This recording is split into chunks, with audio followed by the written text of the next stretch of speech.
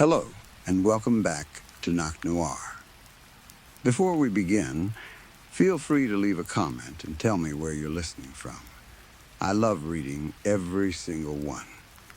If you enjoy chilling tales that drift through the Nocturne Noir, don't forget to like the video and subscribe to the channel. Turn on notifications so you never miss a new story. Now, get comfortable, dim the lights if you dare, relax your mind, let the outside world fade away. And let's begin. Story 1, Don't You Dare Tell Nobody, Daddy whispered after he killed Mama. He was sitting on the edge of my bed when he said it. His face was so close that I could feel his hot breath pushing through the thin blanket I had pulled over my head. The covers smelled like dust, sweat, and the old laundry soap Mama used whenever she remembered to wash them. I stayed completely still. I did not move my hands. I did not move my feet. I tried not to breathe too loudly because I knew that when Daddy got angry, almost anything could make him angrier. A wrong look could do it. A question could do it. Sometimes even being too quiet could do it. I had heard him and Mama fighting earlier that night. They fought so often that at first I had not paid much attention. Their voices had moved from the kitchen into the hallway and then into their bedroom. Mama had shouted something about money. Daddy had called her a liar. Something hit the wall. Then came a sound like furniture being dragged across the floor. After that, there had been a heavy thump. Then silence. For one brief moment while they had been screaming at each other, I wished I could go back to the Millers, the foster family I had lived with before the court sent me home. I had not liked it there much either. Mr. Miller always looked at me in a way that made my stomach feel strange, especially when Mrs. Miller was not in the room. Mrs. Miller smelled like prunes and sprayed too much perfume in the hallway every morning. Still, their house had been quiet. Nobody threw plates. Nobody punched holes through doors. Nobody woke me up in the middle of the night with blood on their clothes. But I did not have the Millers anymore. All I had was Daddy. And, I suppose, the dead girl they kept in the spare bedroom. Daddy finally stood up from the edge of my bed. The mattress lifted beneath me, and the room felt a little colder when he moved away. I heard his boots crossing the floor, followed by the slow squeak of my bedroom door. Before leaving, he stopped. Remember what I said. Then, he shut the door. I waited beneath the covers for a long time. I did not know exactly how long, because I could not see the kitty clock hanging on the wall without my glasses. The clock had a white face, a pink nose, and a tail that swung back and forth with every second. Mama had bought it for me at a yard sale before things got really bad between her and Daddy. Every few minutes, I slowly pulled the blanket away from one eye. I stared at the dark shape of my bedroom door, expecting Daddy to come back. When he did not, I lowered the blanket again. I must have fallen asleep close to morning, but it did not feel like real sleep. I kept waking up with a feeling that someone was standing beside my bed. The next morning, Daddy was already sitting at the kitchen table. The room smelled like old smoke, dirty dishes, and the sweet cereal Mama had bought weeks ago. The cereal had gone stale because nobody ever closed the box properly. Daddy stared down at the table with both hands wrapped around a coffee cup, but I did not think there was any coffee inside it. He looked like he had not slept either. His eyes were red. He kept blinking and rubbing them with the heels of his hands. Every few minutes, he glanced over his shoulder toward the hallway as though he expected Mama to walk into the kitchen wearing her waitress uniform and complaining about the mess. I think that was when it really reached him that she was gone. Not gone to grandmother's house for a week. not staying with one of her friends after playing cards all night, not sleeping somewhere else because she and Daddy had fought again. Completely gone. Daddy opened his mouth twice, as if he wanted to tell me something. Both times, he stopped. Finally, he pushed himself away from the table and opened the refrigerator. I looked across the table at Katie. She sat in the chair Mama had assigned to her when she first arrived. She was wearing the same yellow dress she had worn the day before. Her skin was pale, almost gray beneath the kitchen light, and her dark hair hung over one side of her face. I did not like Katie. She stared too much. When she was not staring at me, she stared at doors, windows, walls, or empty corners. Sometimes she sat for hours without moving anything except her eyes. Other times, her head slowly turned toward a sound before anyone else in the room seemed to hear it. She also smelled strange. She did not smell dead like the cat I once found caught in our backyard fence during the summer. That cat had baked in the heat for days before I discovered it. Its smell had been thick and rotten, filling my mouth every time I breathed. Katie smelled more like medicine, cleaning chemicals, and something cold.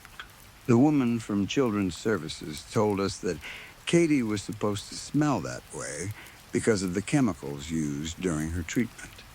She had called it preservation at first, then corrected herself and called it reconditioning. Mama and Daddy were not supposed to foster any more children. The court had made that clear after I was removed from the house. But when the dead began coming back and the state needed homes for them, suddenly Mama and Daddy were allowed to foster again. I understood what that meant. Living children mattered. Dead ones did not matter as much. Sometimes I thought about my foster brother, Rick. He had lived with the Millers before me. He was older and had shown me which floorboards creaked outside Mr. Miller's room. Rick had been moved to another family before I left. The only way I would ever see him again, I figured, was if he died and came back too. Daddy pulled 2 eggs and a bag of frozen bacon from the refrigerator. He placed a frying pan on the stove and started turning the knobs. He did not know which knob controlled which burner. Mama had always done the cooking, even when she came home exhausted from the bar. Soon, I smelled gas. Daddy kept turning knobs and muttering under his breath. I got up, walked over, and switched everything off. He slammed the pan onto the stove. Then he turned on me. "Little boy," he said slowly. His voice was low, but that was often worse than shouting. "I ain't the maid. Get your own dang breakfast and get going." I returned to the table and poured myself a bowl of stale cereal. When I opened the milk, one smell told me it had gone bad. I put the cap back on and pushed the carton away. Katie had not moved. Her empty bowl sat in front of her with 3 painted wooden pieces shaped like cereal inside it. She never ate, but she was supposed to sit with us during meals. The state said it helped the returned children remember how families behaved. Katie was not looking at her bowl. She was staring at the basement door. I wondered how I was supposed to ask Daddy about school. Mama usually drove us, as long as I could wake her. Some mornings, she slept through her alarm, and I had to shake her shoulder until she cursed and threw the blanket off.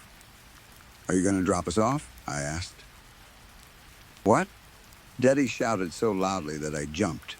His chair scraped across the floor. That familiar look appeared in his eyes. His face became tight and empty, like all his thoughts had disappeared except the need to hurt something. I stood up quickly and took Katie by the hand. Her skin was cold and stiff. I pulled her out of the chair and away from the basement door. Daddy watched me touch her and shivered. His shoulders jerked as though a bug had crawled beneath his shirt and up into his hair. He did not like touching anything Katie touched. To be honest, that was the only time I could stand touching her.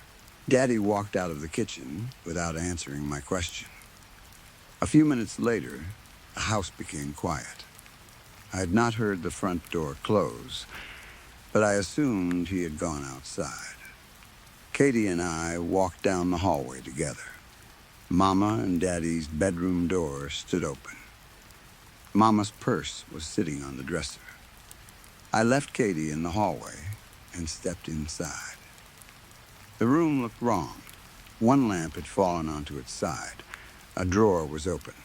Clothes were scattered across the carpet. There was a dark stain near the edge of the bed, but I did not let myself look at it for long. Mama always came home from the bar with tip money. Sometimes, when she was in a good mood, she gave me a couple of dollars for lunch. I opened her purse and pushed my hand inside. My fingers touched crumpled bills, old receipts, lipstick, a pack of cigarettes, and the hard plastic case that held her cheap reading glasses. I pulled out a fistful of money. Before I could put it in my pocket, tears filled my eyes. I had not expected to cry. It was not because I thought I would miss Mama in the way children on television miss their mothers. She had been an awful mother. In some ways, she was worse than Daddy. They fought constantly, and Daddy did not always win. One morning, all he had said was, "I don't see how you expect me to take you seriously." Mama had turned from the stove and hit him across the side of the head with a hot frying pan full of sizzling. Grease had splashed across the wall and burned his neck. They had fought for nearly an hour after that. Mama forgot to buy food. She forgot school meetings. She forgot when I was sick. Sometimes she locked herself in her bedroom for an entire day and told me to stop breathing so loudly outside the door. But the money in her purse felt like the last thing in the world that still belonged to her. That was why I cried. The toilet flushed down the hall. I shoved the money into my pocket, ran out of the bedroom, and grabbed Katie's hand just as Daddy came out of the bathroom. He looked at us, but said nothing. He pushed past us and entered the bedroom. I heard him pick up Mama's purse and search through it. A few seconds later, he threw it against the wall. "Figures," he said. He put on his cap and walked toward the front door. "Stay out the basement," he shouted before leaving. That was not going to be a problem. I was terrified of the basement. It was not even a proper basement. The ceiling was so low that Daddy had to bend his neck when he went down there. The walls were unfinished, and the floor was packed dirt. Pipes ran through the ceiling, and the only light came from a bare bulb hanging above the stairs. Once I had stepped on a rusty nail down there and needed a tetanus shot. Mama had complained the entire drive to the hospital because she had been planning to meet her friends that night. Katie and I took a cab to school. For a moment, I considered staying home, but I knew that would not work. Attendance was required for returned children. There were no exceptions. They did not get sick. Family vacations had to be approved. The state arranged their medical visits and sent workers to check on them. If Katie missed school, somebody would come looking. If the state took her away, it would be only me and Daddy in the house. That thought frightened me more than going to school. That afternoon, I bought tacos with some of the money from Mama's purse. I ate while Katie and I walked home. The woman from Children's Services had told us a little about Katie's past. Her parents had died 9 months earlier during a pocket outbreak 2 counties away. The government called it a pocket outbreak when only a few dead people returned in one small area. Katie had been taken to a state facility for reconditioning. The woman promised us that Katie could never attack a living human being. She said the treatment had removed violent impulses and made the returned children safe for family placement. She never told us whether Katie had killed her parents before she was taken. I had my suspicions. On the day Katie arrived, Daddy wore his special clothes. They were the same ones he had worn when he reported his progress to the court before I was sent home again. He had combed grease through his hair, shaved most of the dark stubble from his face, and put on a shirt with only one stain near the bottom. The woman from Children's Services talked for almost an hour. Daddy nodded the whole time. "Yes, ma'am, of course. We understand. You can trust us." Mama was working at the bar that day, so Daddy promised to repeat everything the woman told him. He never did. Katie was given the spare bedroom. Years earlier, Mama and Daddy had prepared it for the baby girl they kept trying to have. After a while, they stopped trying, but Mama never removed the faded pink wallpaper or the tiny white dresser. The state sent a check every month after Katie came to live with us. She did not need much. She needed new clothes from time to time, but she did not eat. The state had given her a bowl, a plate, a cup, and silverware. They also gave us painted wooden pieces shaped like bread, vegetables, meat, and breakfast food. At every meal, Katie was supposed to sit with us while we ate. The woman called it part of the resocialization process.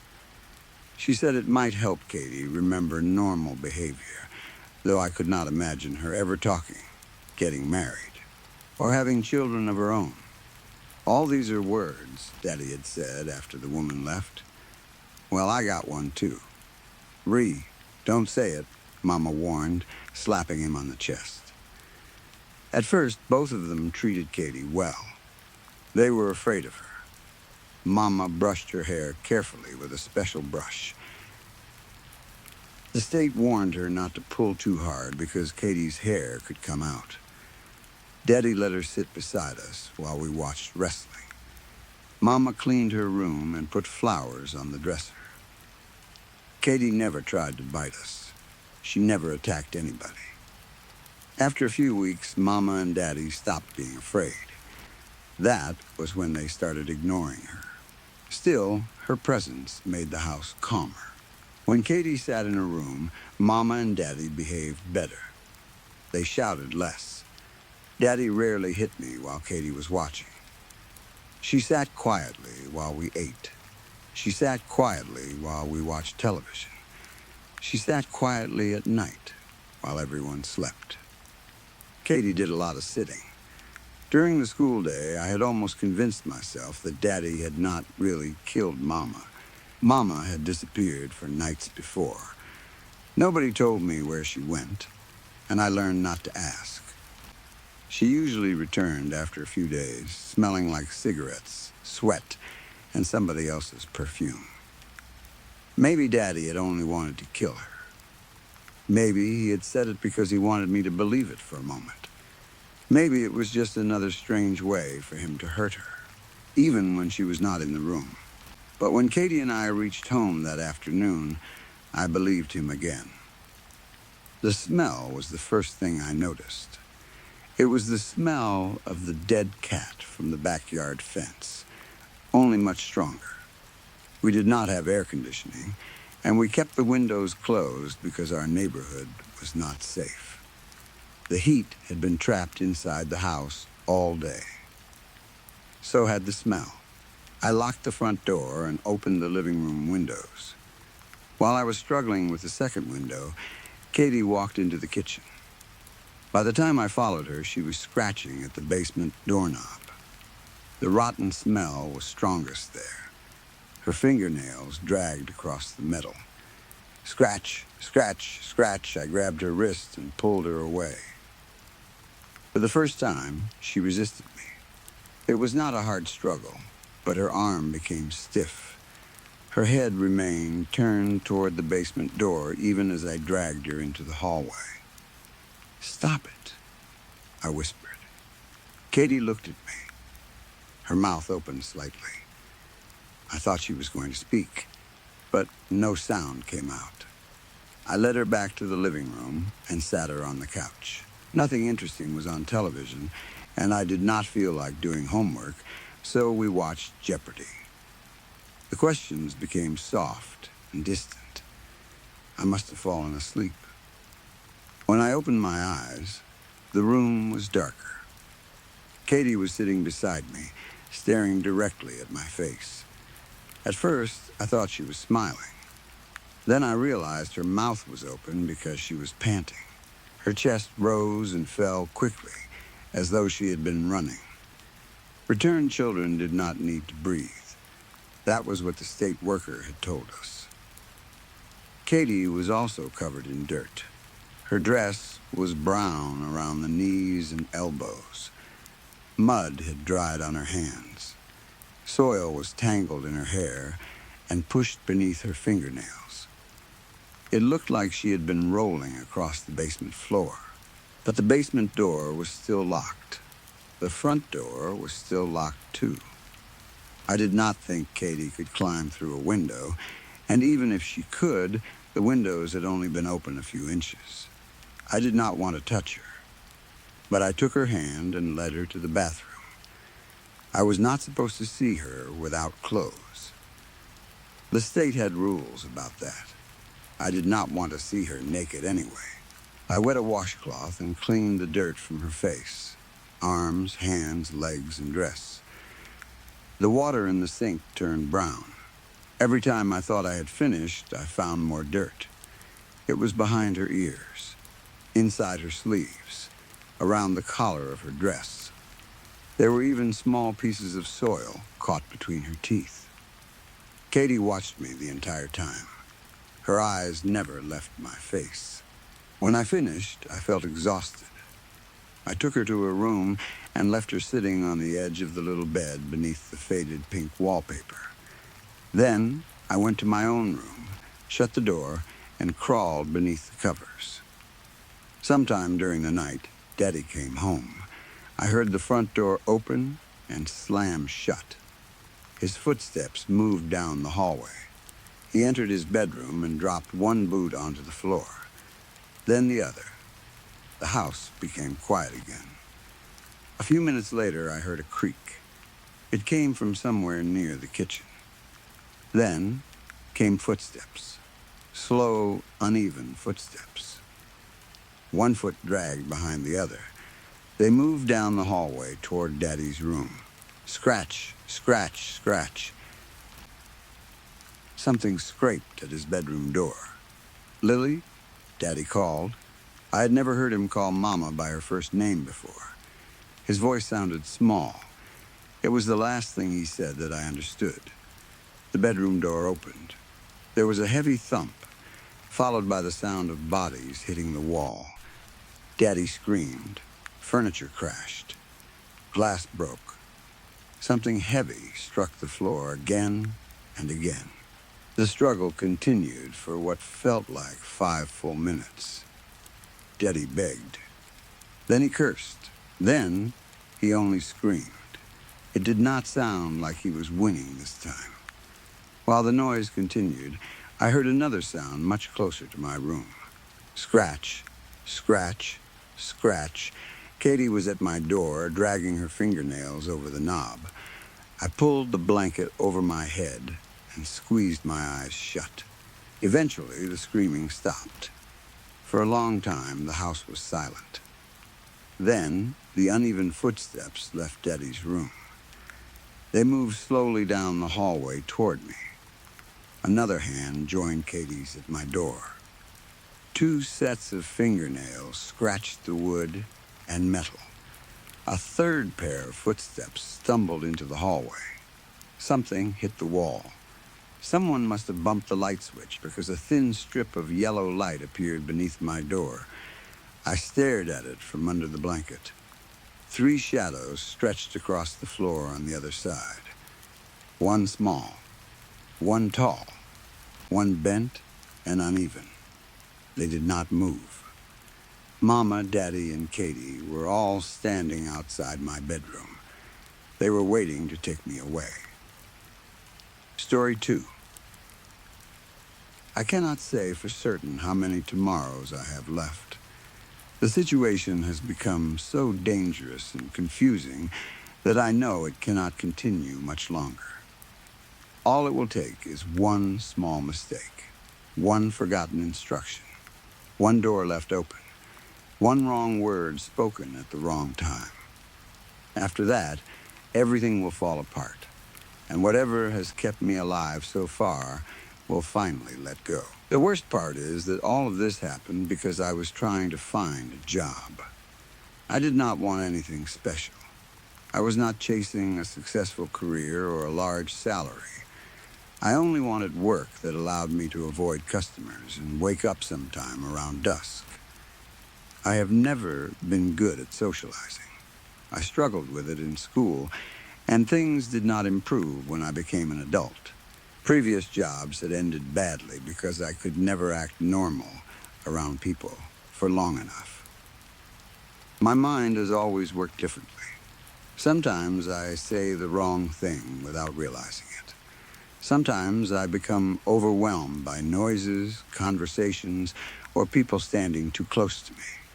Other times I freeze when someone expects an immediate answer. I have hated myself for it more times than I can count, but hating it has never changed anything. I thought a night job might solve the problem. If I worked while most people were asleep, maybe I could finally keep a job. No customers, no crowded rooms, and no manager watching every movement I made. Just quiet work in the middle of the night. That was what I wanted. But my situation had become desperate enough that I applied for almost anything. My employment history was terrible. There were too many dismissals, too many resignations, and too many short periods of work, followed by long periods of unemployment. Every application seemed to disappear into nothing. Employers either ignored me or sent polite emails saying they had chosen someone else. I spent more hours than I would like to admit sitting in front of my computer. I searched job websites, answered advertisements, sent emails, filled out forms, and uploaded the same resume again and again. A few days became a week, and then 1 week became several. Fortunately, I still had some money in my emergency savings, but the amount was getting smaller every day. Rent, food, fuel, and electricity continued to cost money even when I was not earning anything. I knew it was only a matter of time before the account reached zero. People might think desperation made me careless, but I do not believe that is true. The job looked real. The company name appeared legitimate. The advertisement was written normally. There were no strange promises, no unbelievable salary, and no request for money. Nothing about it seemed suspicious. During one of my late-night searches, I found a new job listing for a security guard at an abandoned hospital. The more I read, the more perfect it seemed. No previous security experience was required. The shift ran from 10 at night until 6 in the morning. My responsibilities would be simple. I would watch the security cameras, walk through the building, and keep trespassers away from the property. The hospital was abandoned, so there would be no patients, visitors, doctors, or nurses. There would be no customers complaining and no coworkers trying to start conversations. I had never worked security before, but the job description sounded normal enough. The pay was not amazing, but it was slightly higher than what I had earned at my previous job. At that point, even average pay felt like a gift. I sent my resume to the email address listed in the advertisement. A few days later, I received a reply. The message said that I had passed the first stage of the hiring process. It gave me a date and time for an interview and said casual clothing would be acceptable. The email was short and professional. There was nothing in it that made me uneasy. A few days after that, I drove to the hospital. It stood outside the busier part of town, surrounded by dead grass, cracked pavement, and a rusting fence. The building was large, with several floors and long rows of dark windows. Some of the glass was broken, but most of it remained in place. The outside walls were stained by years of rain and neglect. A woman was waiting for me near the main entrance. Her hair was black and straight, almost the color of a raven's feathers. She wore large mirrored glasses that covered much of her face. Her clothes were ordinary: a white shirt, faded jeans, and dark shoes. She looked tired. There were deep shadows beneath her glasses, and her shoulders leaned forward slightly as if she had not slept properly in weeks. She kept smiling, but the smile seemed forced. It was also a little too wide. I noticed that immediately, but I needed the job. Telling the interviewer that her smile was unsettling did not seem like a good way to get hired. She asked for my name. I gave it to her, and she led me through the front doors. The reception area was surprisingly bright because of the large windows facing the parking lot. Sunlight entered through the dusty glass and revealed countless particles floating in the air. Old chairs were arranged along the walls, and a wide reception desk stood in the center of the room. The hospital definitely looked abandoned. Dust covered almost everything. Old papers remained scattered beneath the desk. A broken wheelchair had been left near one of the walls, and a faded sign still directed visitors toward different departments. The interview took place behind the reception desk. It was so quick that I barely considered it an interview at all. The woman asked if I was comfortable working alone, whether I could stay awake during the night, and whether I had reliable transportation. I answered yes to everything. She told me the interview was more of a formality. According to her, the company had already reviewed my application and believed I was suitable for the position. That should have felt like good news. Instead, I remember wondering why they were so eager to hire someone with my employment record. After the interview, she gave me a tour of the hospital. The building was still connected to the electrical grid. Many of the lights worked, although some flickered and others did not turn on at all. Those that worked gave off a dull white glow and made a constant electrical hum. The woman showed me the security office first. It was a small room with several camera screens, a desk, a keyboard, and a chair. The walls were bare except for a metal hanger near the door. After that, we explored several floors. Some hallways were almost clean. The floors looked as if they had recently been swept, and the walls had very little damage. Other areas looked as though a bomb had exploded. Cabinets had been torn open, beds were overturned, ceiling tiles had fallen, and broken equipment covered the floor. We skipped a few levels. When I asked why, the woman told me they were more or less the same as the others. Security cameras had been installed in many hallways and larger rooms. Some remained still, while others slowly moved from one side to the other. One camera looked as though it had been pulled halfway out of the ceiling. I asked her about it. She explained that trespassers had been entering the building and damaging the property. That was why the owners needed a night guard. The hospital was not completely ruined, and there was a chance the property would be sold. The owners wanted to prevent further destruction before that happened. Her answer made sense. As our footsteps echoed through the hallways, she told me a little about the history of the hospital. It had suffered financial problems for several years. Eventually, funding was removed after a scandal involving medication. Doctors had apparently prescribed certain drugs improperly. although she said other accusations had also been made. She did not explain what those accusations were. Her expression changed while she spoke. Her wide smile disappeared, and her face became strangely empty. For a moment, she looked less like an interviewer and more like someone remembering a funeral. I had the feeling she was connected to the hospital in some personal way. Maybe she had worked there. Maybe someone she knew had been treated there.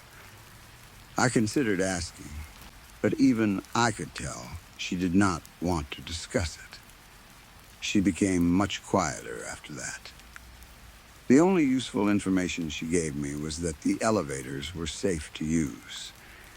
Even though the hospital had closed, they were still inspected regularly. Eventually, we returned to the reception area. She asked when I could start. As soon as possible, I told her. She said my uniform would be waiting in the security office the following night. Then she left. That was the entire hiring process. I drove home, ate something, and went to sleep. The next evening, I woke feeling nervous but excited. It was the first real opportunity I had been given in a long time.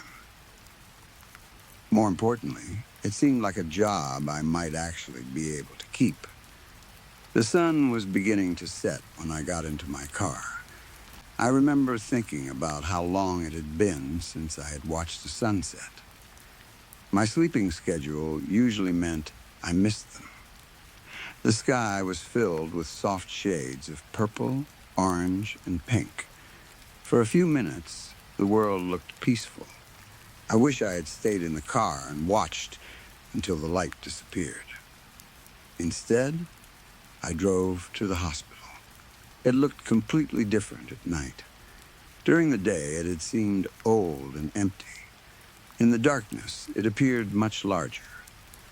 The windows looked like rows of black eyes, and the shadows around the building made it difficult to see where the hospital ended and the night began. The air was cooler than I expected. My anxiety grew as I crossed the parking lot, but I blamed it on first-day nerves. It was normal to feel uneasy when starting a new job. At least that was what I told myself.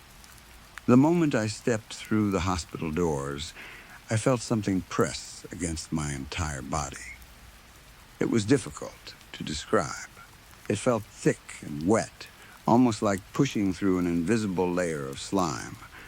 The sensation covered my face, arms, chest, and legs. Then, as soon as I crossed the doorway completely, it vanished.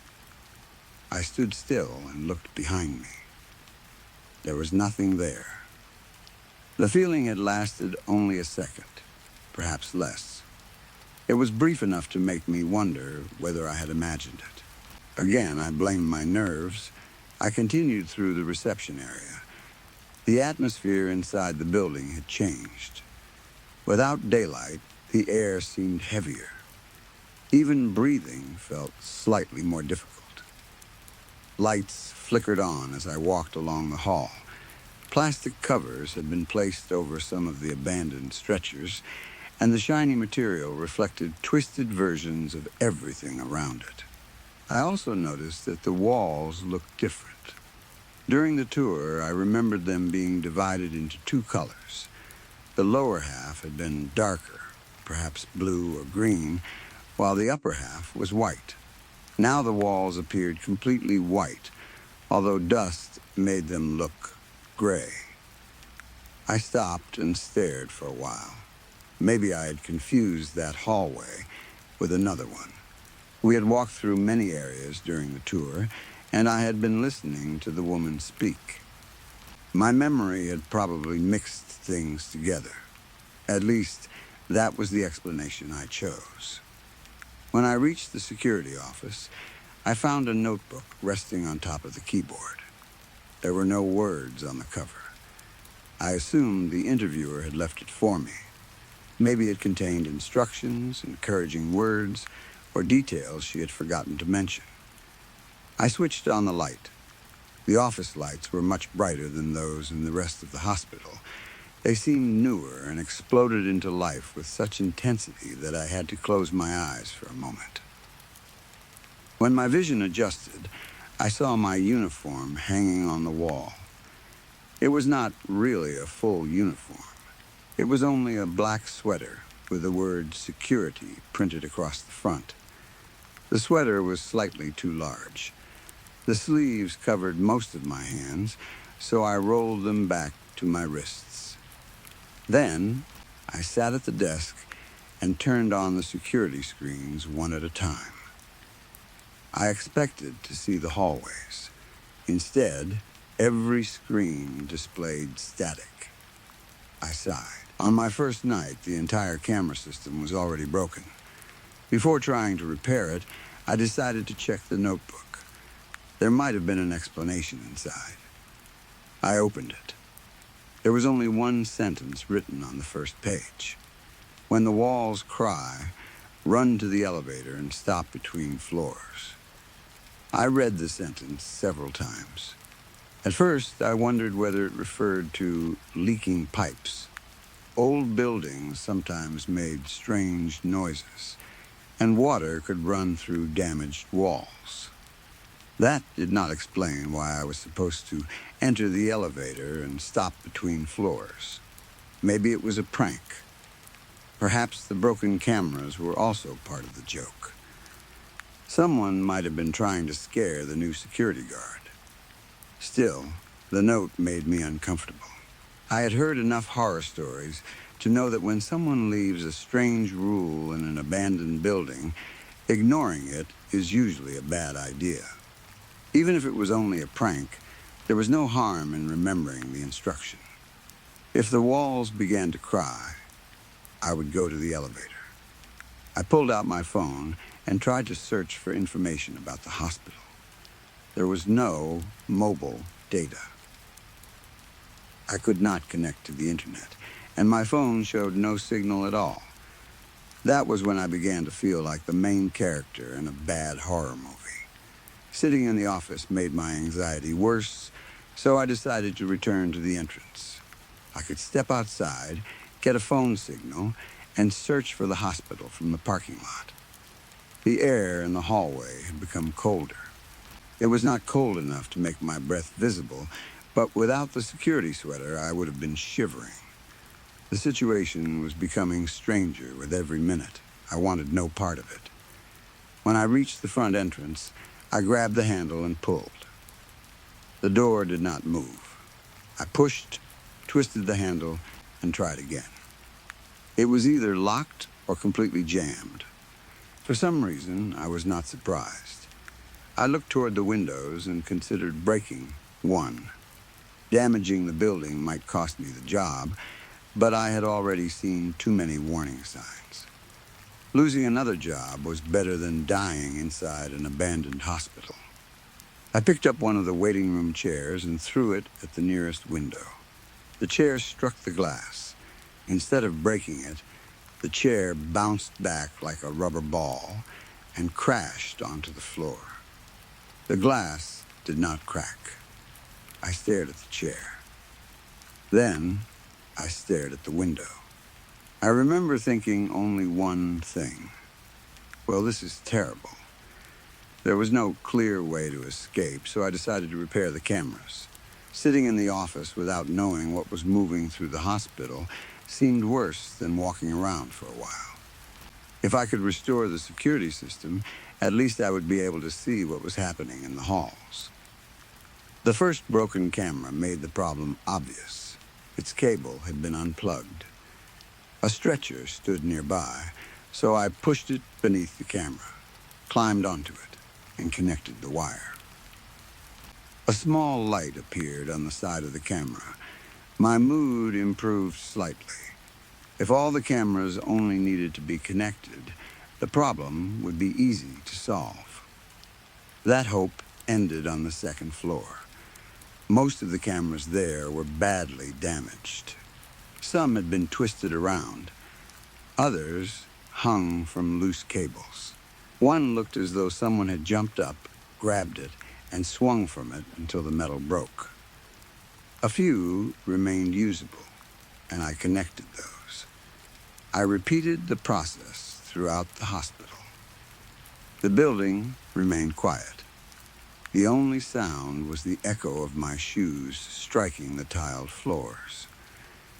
Nothing chased me. No doors opened by themselves. No voices called my name. By the time I had checked every floor, the sky outside was beginning to brighten. I never went into the basement. There were no cameras down there, and I had no intention of exploring it. Even without a written warning, entering the basement of an abandoned hospital during the night seemed like a terrible idea.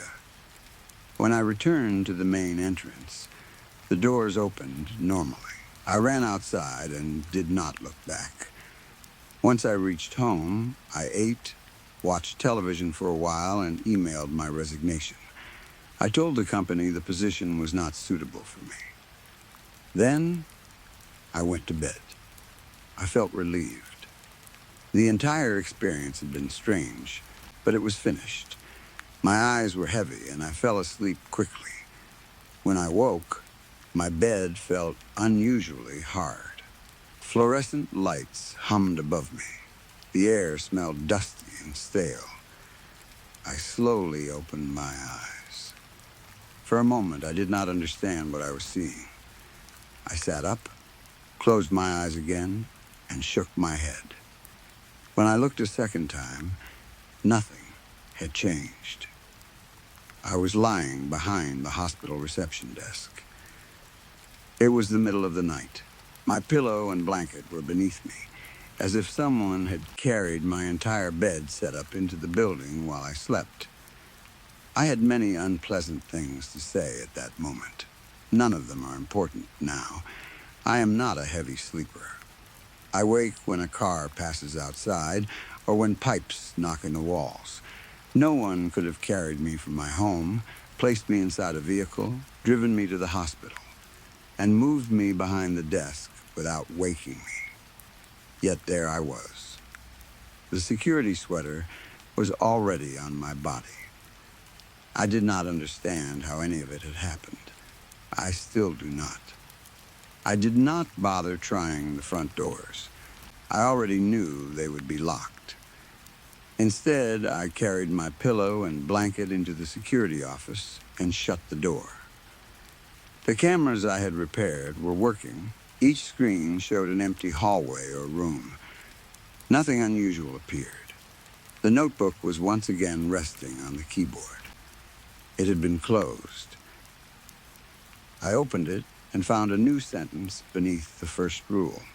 The handwriting was different. The first message had been written neatly in simple printed letters. The second was a strange mixture of cursive and print, as if another person had written it in a hurry. Never enter the basement. If you do, never open your eyes.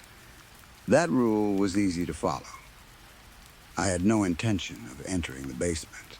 Everyone knows you do not go into the basement of a place like that. It is one of the most basic rules of survival. Nothing happened during the second night. I remained in the security office, watching the cameras and playing games on my phone that did not require internet access. When morning arrived, the front doors unlocked. I went home. The following evening, I woke in the hospital again. After that, I tried everything I could think of. I chained myself to my bed before going to sleep. When I woke, the chain was still around my body, but both the chain and I were inside the hospital. I went to the police station and tried to report what was happening. Before I could fully explain it, everything went dark. I woke behind the hospital reception desk. Another time, I threatened a police officer because I hoped they would arrest me and place me in a cell. I thought being locked inside a police station might prevent whatever was happening. I blacked out before the officer could touch me. Once again, I woke in the hospital. I tried sleeping in public places, staying awake with strong coffee, and driving far away from town. None of it mattered. Whenever night arrived, I eventually lost consciousness. Then I woke inside the hospital. It felt as though something was watching every choice I made and making sure I returned to my shift. Each night, a new rule appeared in the notebook. If you hear a laughing child, run into a room with an even number. Never enter room 307. Leave the security office before midnight. Do not return until after 2. If you hear a child crying, hum a lullaby until the crying stops. If a man appears on a camera screen, switch that screen off and on until he disappears. If you hear stomping on the floor above, lie on a stretcher and close your eyes until it stops. If someone appears inside the elevator, lower your head and stare into the corner.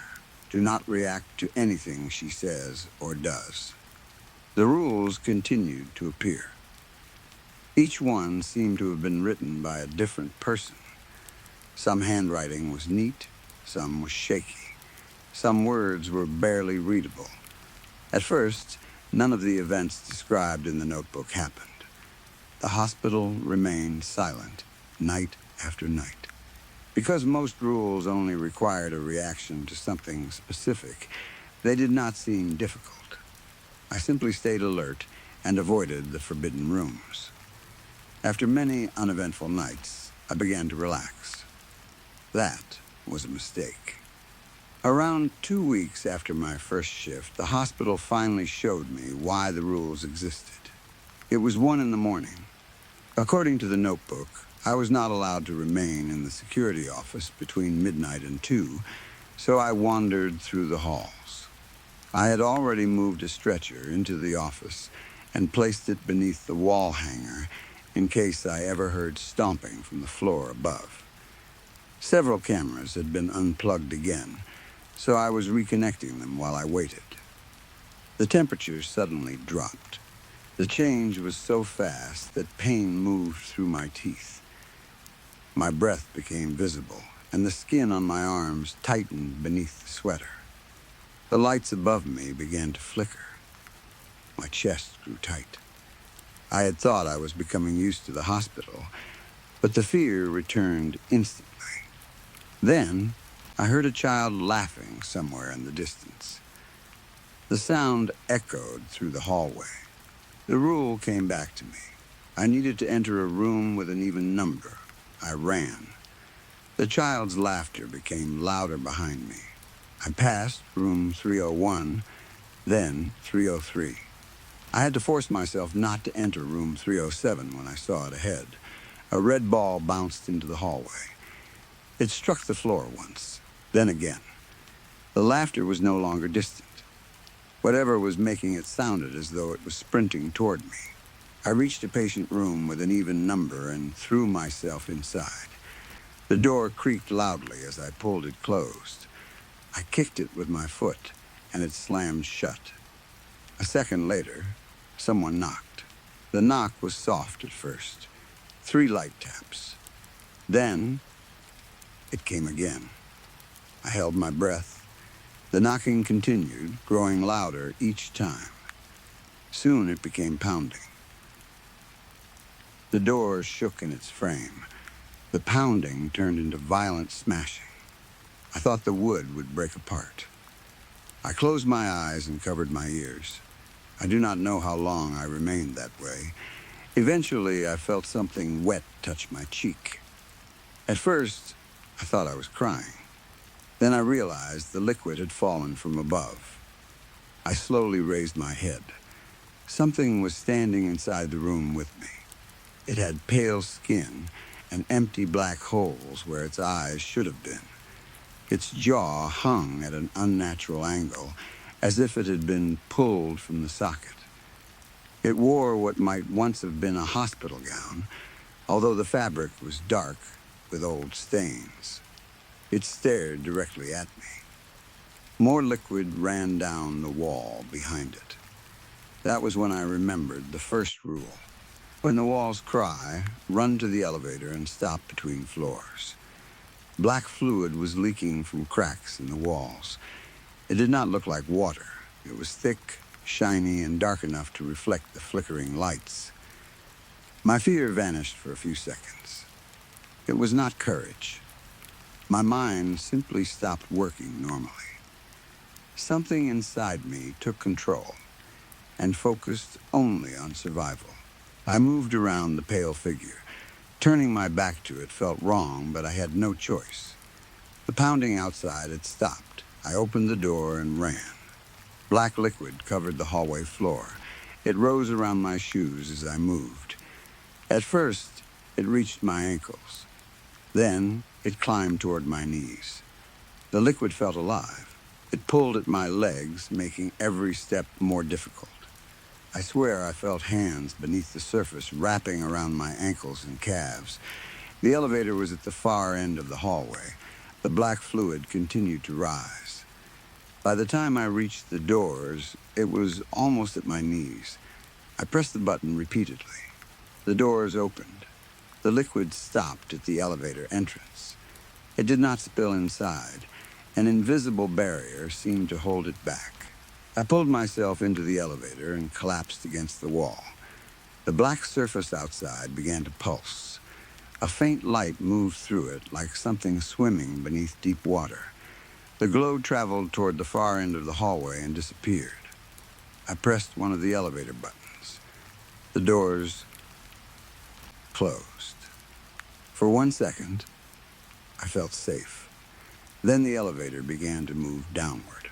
My stomach lifted. I pressed the emergency stop button. The elevator stopped between floors.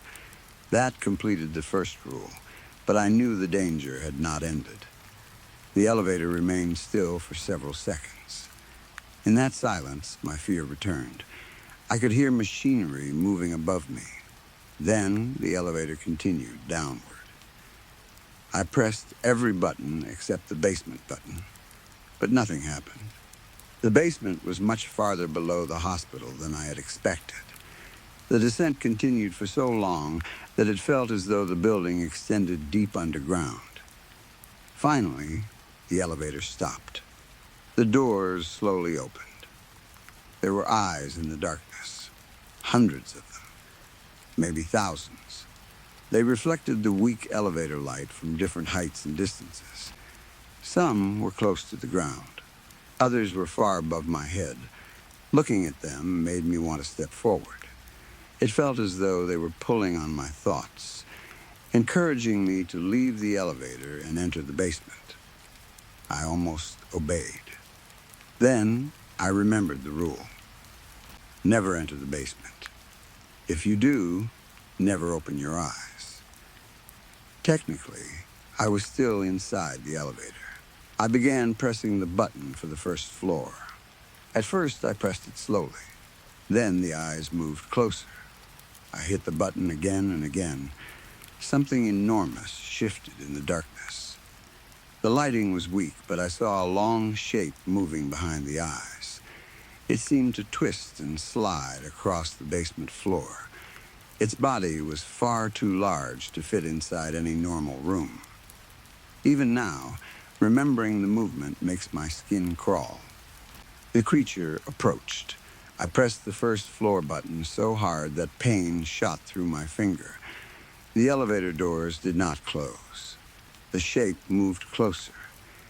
I hit every button except the one for the basement. I did not care where the elevator took me. I only wanted to leave. The doors finally began to shut. The eyes were almost inside the elevator when the gap disappeared. I continued pressing the buttons even after the doors closed. A heavy impact struck the bottom of the elevator. The entire cabin jumped. Then it began moving upward. I thought the worst was over. The lights went out. When they came back on, a woman was standing beside me. At that point, the entire situation felt almost insulting. I had survived a child in the hallway, a pale thing inside a patient room, crying walls, black liquid, and a creature in the basement. Now the woman from the elevator rule had appeared. I was afraid, but I was also angry. none of that mattered. Anger would not protect me from breaking the rule. I moved to the corner. I lowered my head and stared at the floor. The woman asked where her room was. I said nothing. She asked again. Her voice sounded tired and confused. I kept staring at the corner. She moved closer. "Excuse me," she said. "I need to find my room." I remained silent. Her confusion turned into frustration. She began shouting. She accused me of being rude. She demanded help. Then she screamed directly beside my ear. I did not react. I do not know how long it continued. Eventually, her voice stopped. When I finally looked up, she was gone. The elevator doors opened on the first floor. I ran out. Daylight was beginning to appear through the hospital windows. I sprinted toward the front entrance, pushed through the doors, and continued running until I reached my car. I sat behind the steering wheel, shaking. For a moment, I considered driving at full speed into a tree. I thought death might be easier than returning to the hospital night after night. I could not do it. I still cannot. I drove home and tried to stay awake. As always, it did not work. When I opened my eyes again, I was behind the hospital reception desk. I had a different pillow and blanket because I had accidentally left the first set in the building after running out. The security sweater was already on me. I returned to the office. 2 new notes were waiting in the notebook. The first said, "Do not leave patient room doors open." I realized I had left the even-numbered room open when I ran toward the elevator. The second message added more instructions about the woman. If the woman in the elevator asks for her room, tell her, "Ask your nurse, Miss Brooks. She is on the next floor." Allow the woman to leave. Exit the elevator 1 floor above her. The note proved something was watching me. It knew exactly what had happened.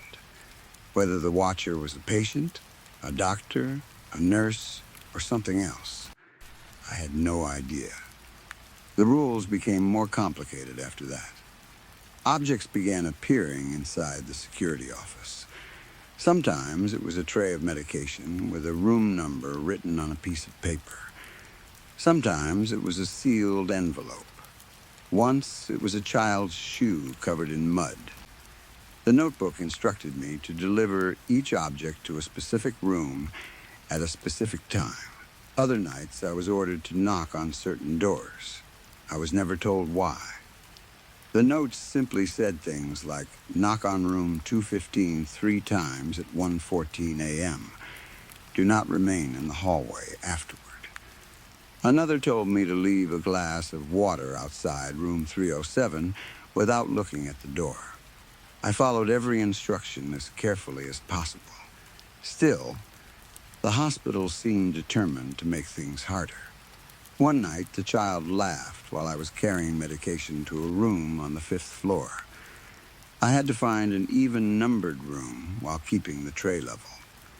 Another night, stomping began on the floor above while I was inside the elevator.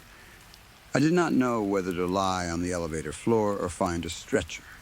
I chose to stay inside the elevator because leaving would have required stepping onto the floor beneath the stomping. Nothing attacked me, so I suppose I made the correct choice. The notebook never explains what to do when 2 rules happen at the same time. That is what frightens me most. The number of instructions has grown too large. I have tried writing them on my arms, but new rules appear faster than I can memorize them. Some apply only to certain hours. Others depend on rooms, sounds, camera images, or changes in temperature. One note said never to answer a ringing telephone after 3 in the morning. Another note said if the telephone rings exactly 7 times, I must answer before the 8th ring. What happens if it rings 7 times after 3? I do not know. I am tired all the time. Even when I return home, I cannot truly rest because I know I will wake inside the hospital again. I have started hearing the fluorescent lights when I am not there. Sometimes I smell the stagnant air in my own apartment. I do not know whether the hospital is following me home or whether I am beginning to lose my mind. I have no close family. I do not have friends I can trust with something like this. Even if I told someone, I doubt they would believe me.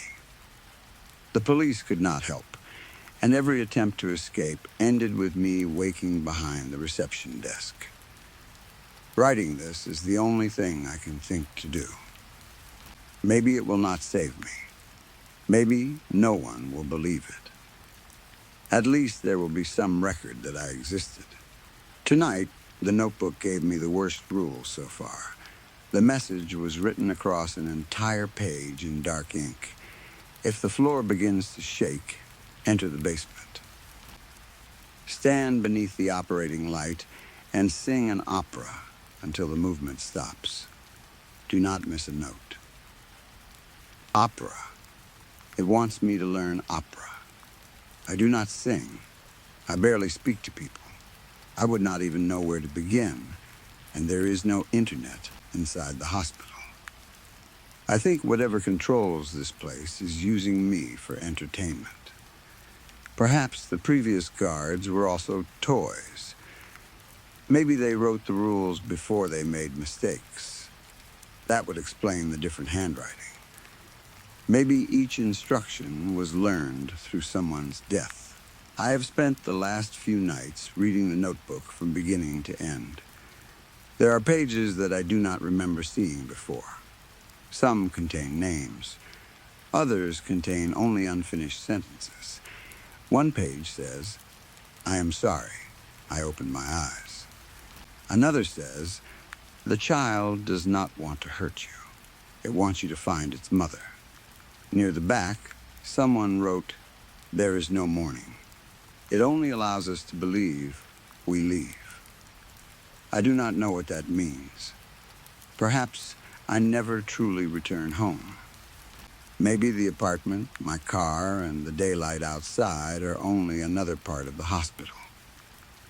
I am sitting in the security office while writing this. The cameras are working, but every screen shows the same hallway. That should not be possible. The cameras are located on different floors and point in different directions, yet all of them display the corridor leading to the basement elevator. The elevator doors are open. Something is standing inside. It is too far away for me to see clearly, but I think it is the woman. The floor has started vibrating beneath my feet. At first, I thought it was machinery. Now the desk is shaking. Dust is falling from the ceiling. The notebook is open beside me. A new sentence has appeared beneath the opera rule. She prefers something in Italian. I cannot help laughing. I do not know why. Maybe I am finally breaking. After everything I have survived, this is how it ends. Not because I entered the wrong room or looked at some impossible creature, but because I cannot sing an opera. The shaking is becoming stronger. The lights are flickering. Something is knocking on the security office door. 3 slow knocks. Then, silence. The elevator on every camera screen is still open. The woman inside is pointing downward. I think I will black out soon. That usually happens when the hospital wants me somewhere else. I am going to send this before I lose the chance. Writing it has made me feel slightly better. At least someone might read it. At least there is a chance I will not be completely forgotten. The knocking has started again. This time it is coming from beneath the floor. I suppose I should go. Good night, everyone. Story 3. Friday night had finally arrived. The one night almost everyone seemed to love. For Blake, it meant no work emails, no crowded subway rides, and no need to speak to another human being unless she chose to. She pushed open the door of her small apartment, kicked it shut behind her, and threw her backpack into the corner. The bag hit the wall and fell beside a pile of shoes she had been promising herself she would organize for nearly 3 months. Blake did not care. The week was over. She changed into her soft gray sweatpants and an old Dungeons & Dragons t-shirt that had a faded red dragon across the front. The shirt had once been black, but years of washing had turned it into a sad shade of charcoal. It was still her favorite. She stretched her arms above her head and looked around the apartment. It was not much. There was a narrow kitchen, a small living room, 1 bedroom, and a bathroom with a sink that made strange sounds during the night. Still, it was hers. She had decorated it with fantasy posters, shelves full of books, and small painted figures from different tabletop games. A group of plastic warriors stood on the coffee table as if waiting for battle. Beside them sat 3 empty soda cans and a half-finished bag of cheese doodles. Blake crossed the room and opened the refrigerator. Inside were 2 bottles of water, mustard, half an onion, a jar of pickles, and a cardboard pizza box from the night before. "Dinner fit for a champion," she said. She took out the box and lifted the lid. 1 slice remained. It had pineapple on it, which Blake considered proof that she had better taste than most of the world. She pulled the slice free, held it like a prize, and shut the refrigerator with her hip. She had taken only 1 step when her right foot landed on something wet. Her shoe slid forward. The pizza flew from her hand. For 1 strange second, Blake seemed to hang in the air. Her arms waved wildly as she tried to grab the refrigerator door, the counter, or anything else that might stop her fall. Her fingers caught nothing. She fell backward. The back of her skull struck the kitchen tile with a hard, cracking sound that seemed to travel through her whole body. Pain exploded inside her head. The room twisted. The sharp taste of blood filled her mouth, warm and metallic.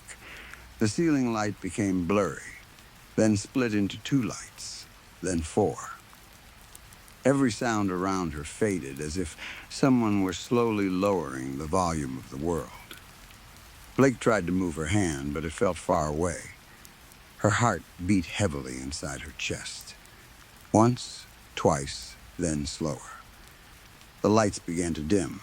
The apartment door creaked open. A bright light poured in from the hallway, much stronger than the weak yellow bulb outside should have been able to make.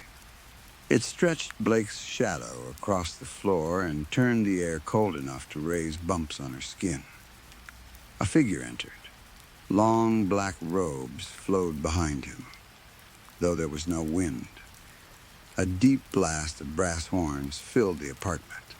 It sounded like the beginning of some great royal announcement, the kind that came before a king entered a throne room or an army marched into battle. The figure raised 1 arm. "Your time, Ha." He stopped.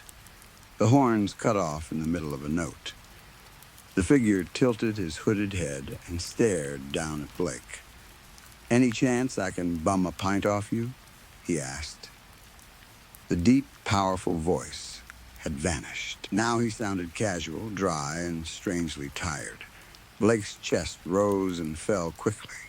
She stared up at him, unable to decide whether she was dying or already dead.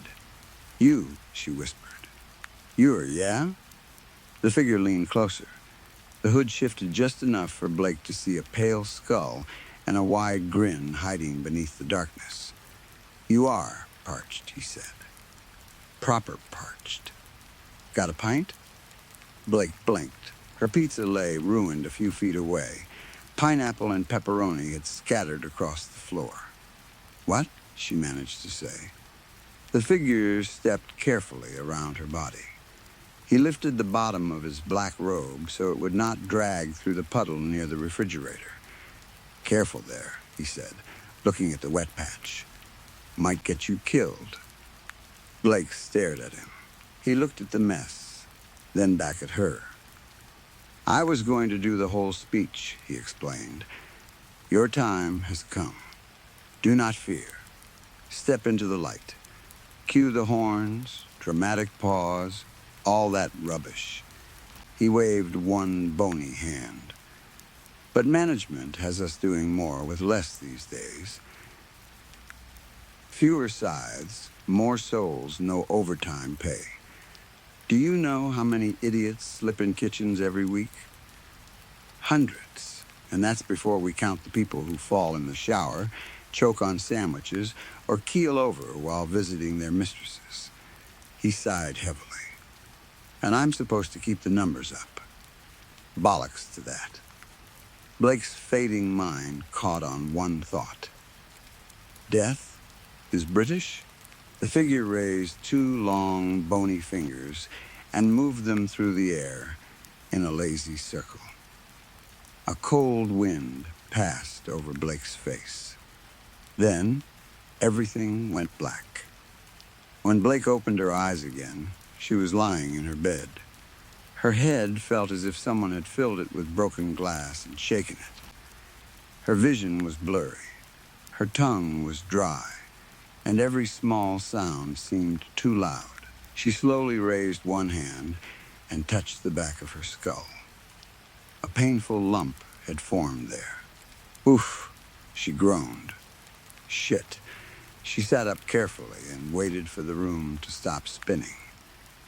The last thing she remembered was the dark figure leaning over her, asking for a drink. She remembered the black robes, the skull, and the strange British voice complaining about management. Blake rubbed her face. Monty Python's death, she muttered. Of course that's what my brain gives me during a concussion. She looked toward the open bedroom door. What does that say about me? After thinking about it for a moment, she shrugged. Best not to open that door. She climbed out of bed and walked slowly into the kitchen. The pizza was still on the floor. So were the pineapple pieces, the pepperoni, and the puddle that had caused her fall. Nice going, Blake, she said. She crouched down and began peeling bits of cheese from the tile.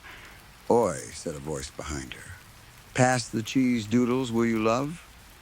Blake screamed and spun around so quickly that another wave of dizziness nearly knocked her over. The figure from her hallucination was stretched across her couch. His black robes were bunched around his legs. One hand held the television remote. The fingers of his other hand were covered in orange dust from the open bag of cheese doodles resting on his chest. Blake stared at him. He stared at the television. Oh my God, she whispered. You're real? Shh, he pointed at the screen without looking away. Blondie's talking about the moon again. Fewer brain cells than a goldfish, that one. Sometimes I wonder whether one of my colleagues forgot to collect her. Blake looked from Death to the television and back again. Death is watching Love Island on my couch. Right, he said. Your couch is better than mine. And you've got cable. The contestant on the screen squealed about something Blake could not understand. Death shook his head in disgust and changed the channel. A news presenter appeared. Death pointed at him. See that bloke? He's due a visit in a few months. Blake pressed both palms against her temples. This isn't happening. Relax, lass, I cut you a break. She lowered her hands. What do you mean? I took a tax auditor instead. Death tossed a cheese doodle into his mouth and chewed loudly. He was going to look into that little mistake on your tax return. The one you hoped nobody would notice. Blake's stomach tightened. That wasn't a mistake. I just entered one number in the wrong box. Yes, very innocent. Anyway, he's gone now. You're off the books. Off what books? Death waved the question away. No need to thank me. Just let me stay here for a little while. Blake looked at the empty space around him, the crumbs on the couch, and the orange marks on her remote. She was still trying to understand how Death could be sitting in her apartment. The idea of arguing with him seemed dangerous. She nodded slowly. All right. Death slapped the couch cushion beside him. Roommates. Blake winced. Oh, and you're going to teach me Dungeons and Dragons. She frowned. Why? I'm always collecting people in the middle of campaigns. They start shouting about saving throws, spell slots, and critical hits. Then someone throws dice at me. I'd like to know what they're talking about. Blake continued staring at him. It was impossible to tell whether the pain in her head or the absurdity of the situation was making it difficult to think. Finally, she grabbed a fresh bag of cheese doodles from the cupboard and threw it at him. Death caught it against his chest. That's the spirit. Blake sat at the far end of the couch. That first night became 2 nights. 2 nights became a week. Before Blake understood what was happening, 1 week had become a month. Her head healed. The swelling went down, the headache stopped, and she returned to work. Death, however, never left. Blake quickly discovered 2 important things. The first was that nobody else could see or hear him. The second was that having Death as a roommate was both expensive and unbearable. He ate constantly, though Blake could not understand why a skeleton needed food. He filled the kitchen with empty cereal boxes, biscuit wrappers, tea bags, soda cans, and orange cheese dust. He watched television all day. He shouted answers at quiz shows. He argued with sports commentators. He became strangely invested in reality dating programs. He played Blake's video games until early in the morning and complained whenever she asked him to lower the volume. He also cheated at Dungeons and Dragons. You cannot simply know which character is going to die, Blake told him during one game. I don't know anything, Death replied. You moved your character away from the bridge 2 seconds before it collapsed. Lucky guess. You also said Trevor should not open the chest. It looked dangerous. Trevor died in a car crash the next morning. Death had stared at her for a moment. Coincidence? After weeks of cleaning up after him, paying for his food, and listening to his comments, Blake finally reached her limit. She stood in the living room with her hands on her hips while Death watched a cooking program. You need to clean up, she said. Death did not look away from the screen, and you need to not be here tonight. I know you can't see it, he said, but I'm rolling my eyes. Blake picked up the remote and switched off the television. Death turned his skull toward her. Why? He asked. It's not like you've got a boyfriend. Blake gave him a hard stare. Death paused. Girlfriend? I have a date, Blake said. Death sat up. You? Yes, me, with a living person? She pointed toward the mess surrounding him. Clean this place. Throw away the wrappers. Wash the glasses. And make yourself scarce. Death raised both hands in surrender. All right. Cross my heart. You don't have a heart. Technical detail. Blake should not have trusted him. Still, a small part of her believed he might listen for once. That evening, the elevator carried Blake and Ryan slowly toward her floor. The old machine shook whenever it passed the 5th level. Blake had complained about it more than once, but the building manager always claimed it was perfectly safe. Ryan held a paper bag from the small shop downstairs. Inside was a bottle of Merlot he had chosen. Blake shifted the bottle into one hand and told herself to relax. The date had gone well. Ryan was funny without trying too hard.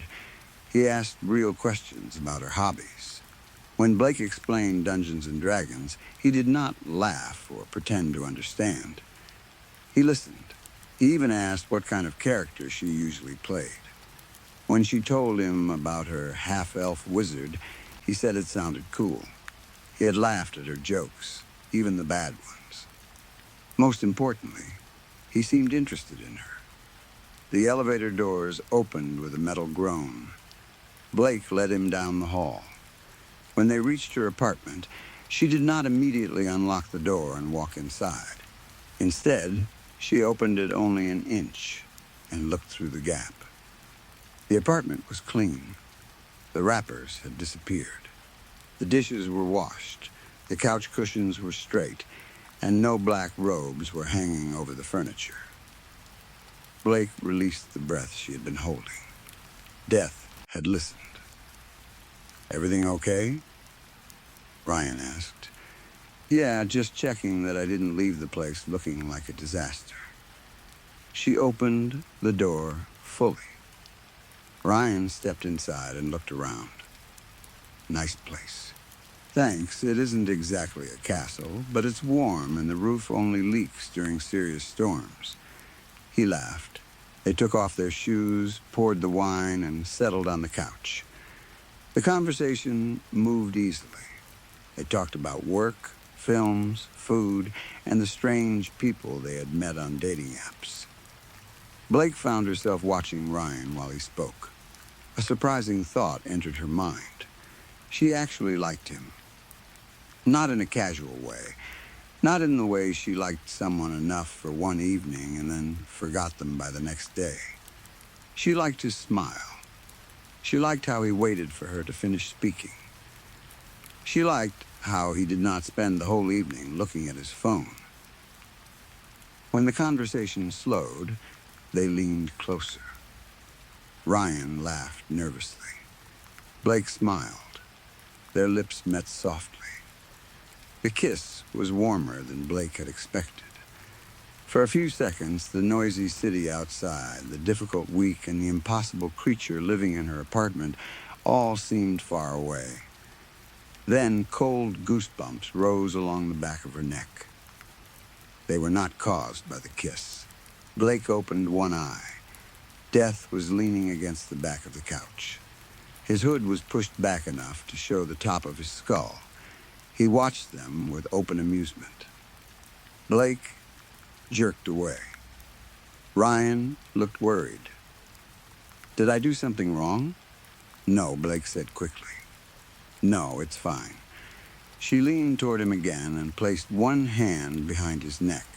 With the other, hidden from Ryan's view, she made frantic movements toward the kitchen. "Go away," she mouthed. Death ignored her.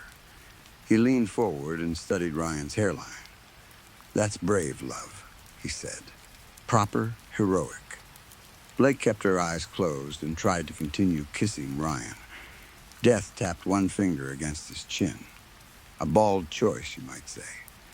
Blake froze. Ryan pulled back again. This time, he looked uncomfortable. "I should use the bathroom."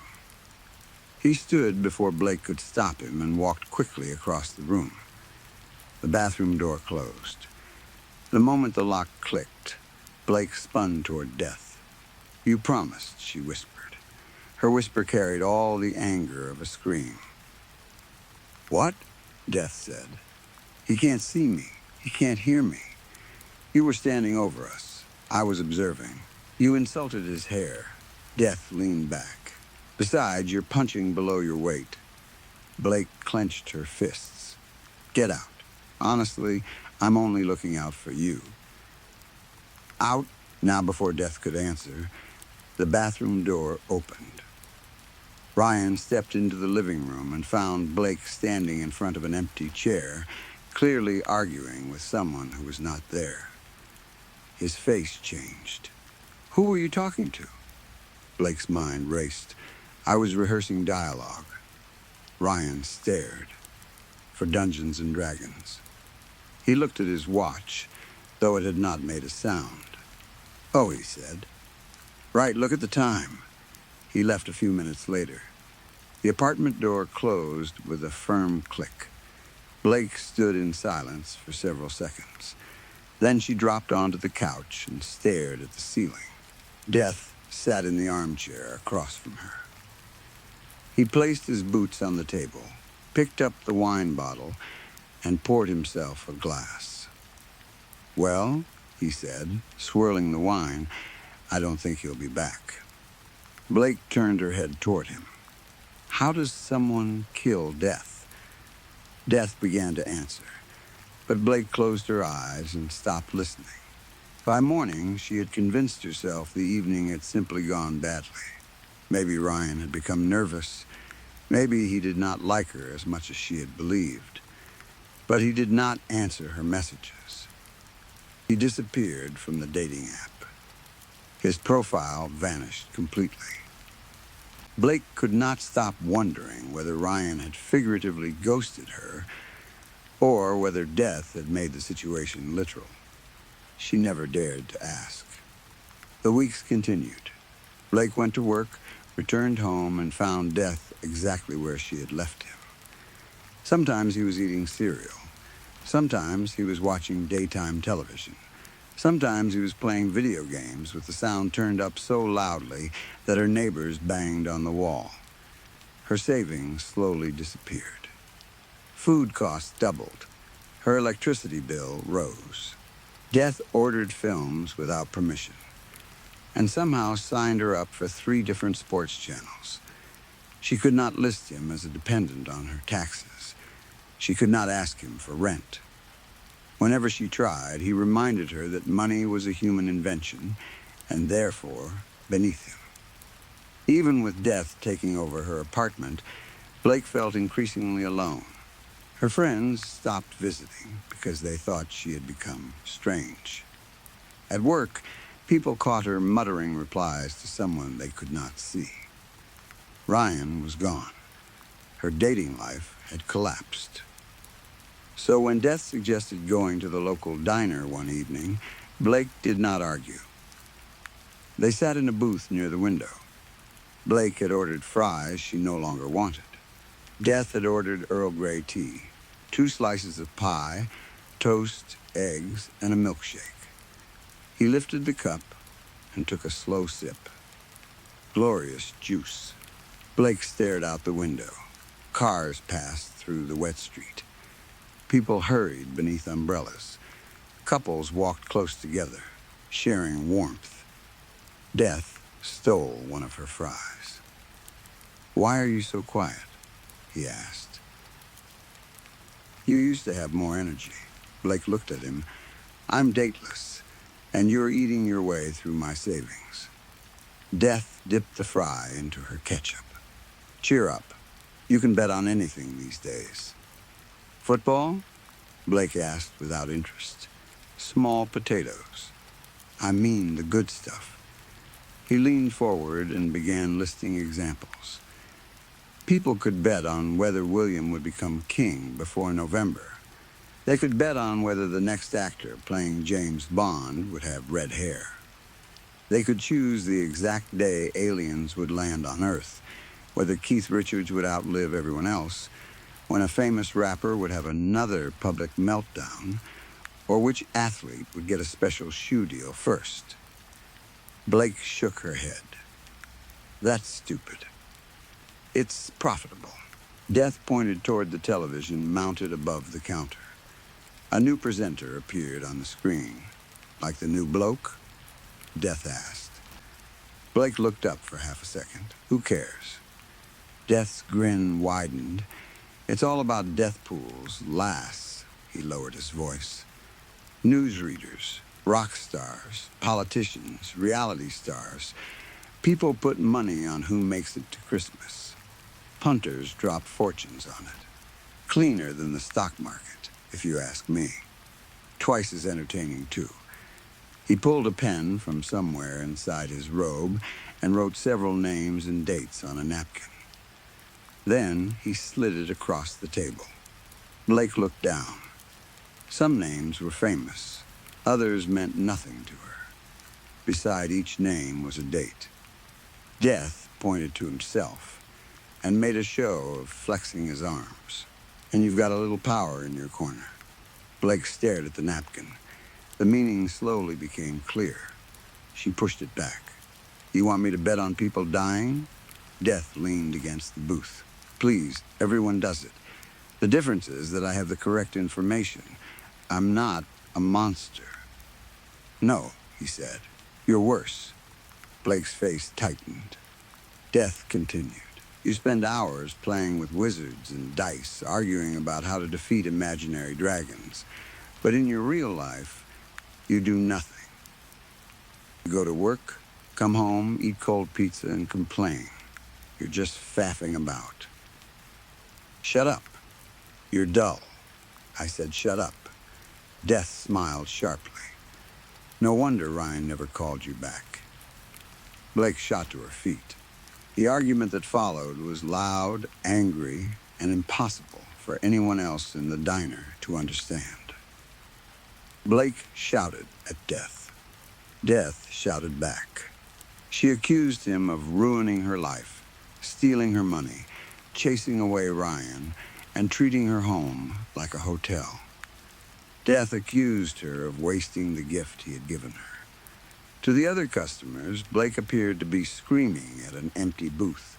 A waitress approached carefully and asked her to leave. When Blake continued arguing with someone nobody could see, the manager came over as well. A few people stared for several seconds, then returned to their meals. In the city, strange scenes happened every day. To them, Blake was only another person who had finally broken under the pressure. She was pushed outside into the cold night. Death followed behind her, silent for the first time. They did not speak again until they reached the apartment. Blake slammed the door and turned toward him. I want you gone. Death stood in the middle of the room. His usual playful grin had disappeared. All right, he said. You want me gone? I'm gone. Good. But remember something. Blake crossed her arms.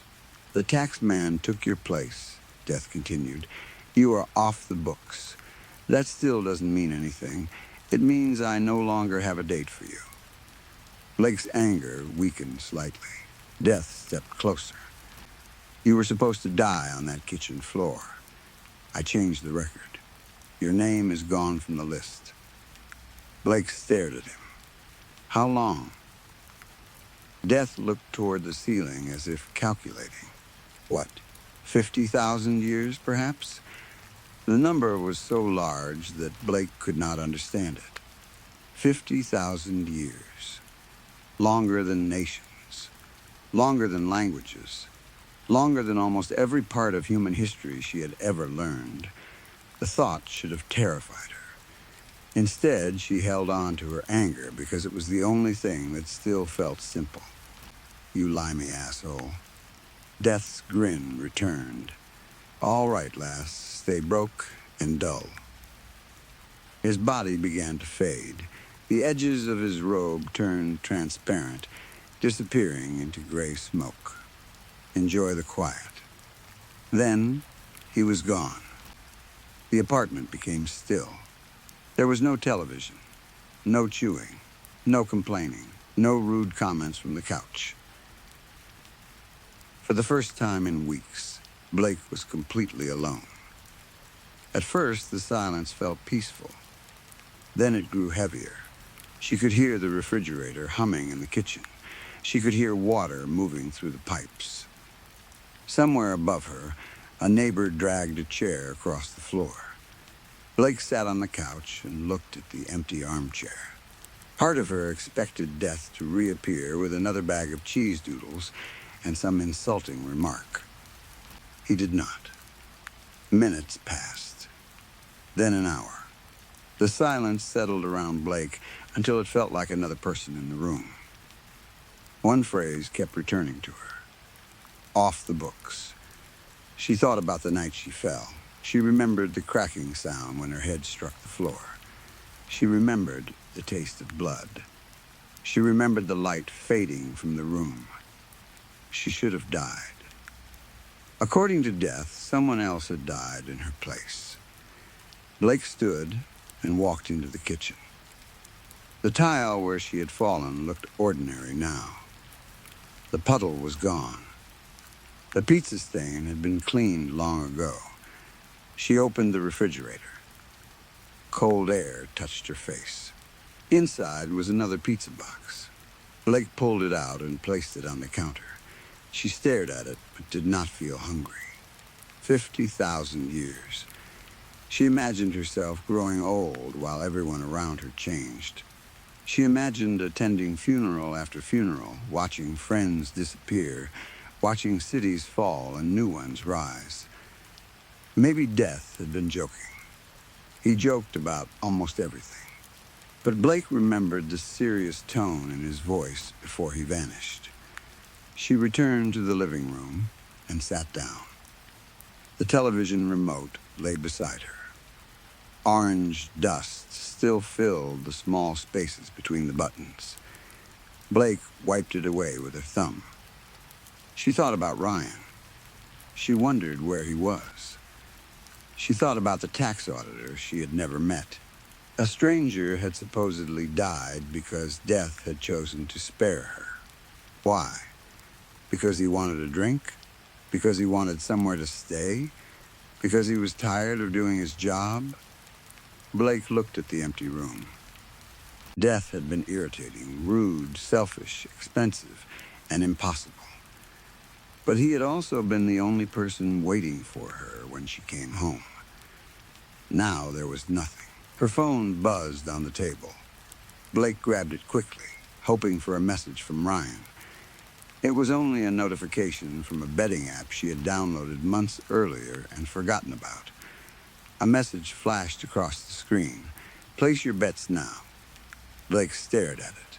She slowly reached into her coat pocket and pulled out the crumpled napkin from the diner. She had thought she had left it on the table.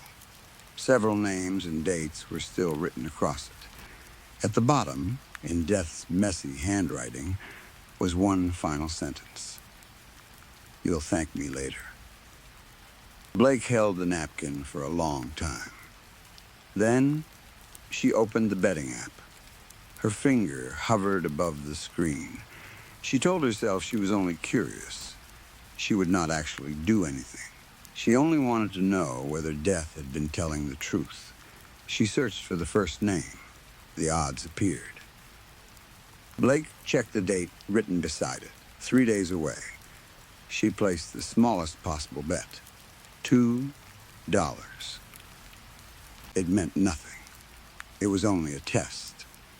3 days later, Blake was sitting at work when a breaking news alert appeared on her computer. The person on the napkin had died unexpectedly during the night. Blake's hands went cold. Her phone buzzed. She had won. The amount was not large, but the money was real. That evening, she returned home and locked the door behind her. She placed the napkin on the kitchen counter and stared at the remaining names. She could hear Death's voice in her memory. You've got some power in your corner.